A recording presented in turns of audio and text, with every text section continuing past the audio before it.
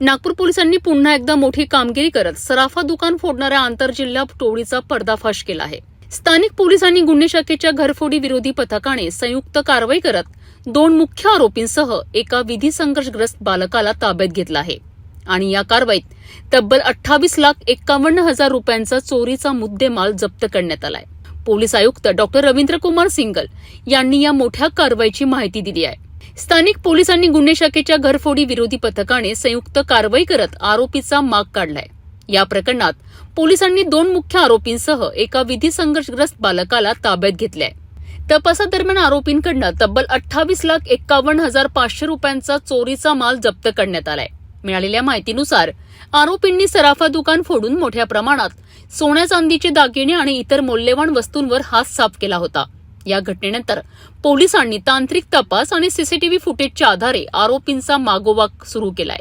गुन्हे शाखेच्या घरफोडी विरोधी पथकाने शिताफीने तपास करत अखेर आरोपींपर्यंत पोहोचण्यात यश मिळवलेत। या कारवाईमुळे शहरातील सराफा व्यावसायिकांमध्ये काहीसा दिलासा व्यक्त केला जात आहे।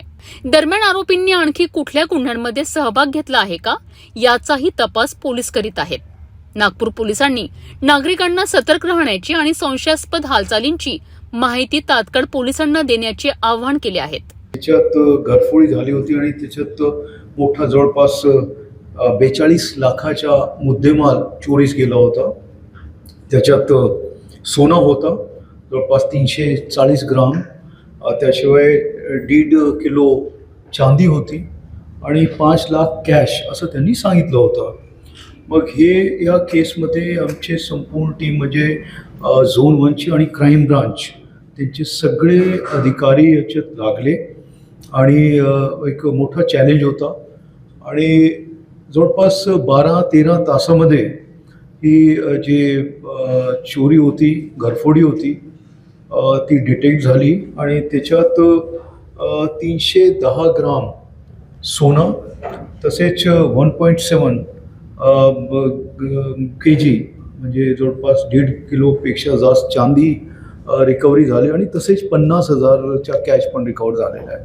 आता 5 लाख झाले की ते कॅशमध्ये तो त्याला सांगता येत नाही फिर्यादीला, परंतु असे एक जवळपास सगळी रिकव्हरी झालेली म्हणजे सिल्वर त्यांनी कमी सांगितलं त्याच्यापेक्षा जास्त सिल्वर आपण रिकवर केलेलं आहे।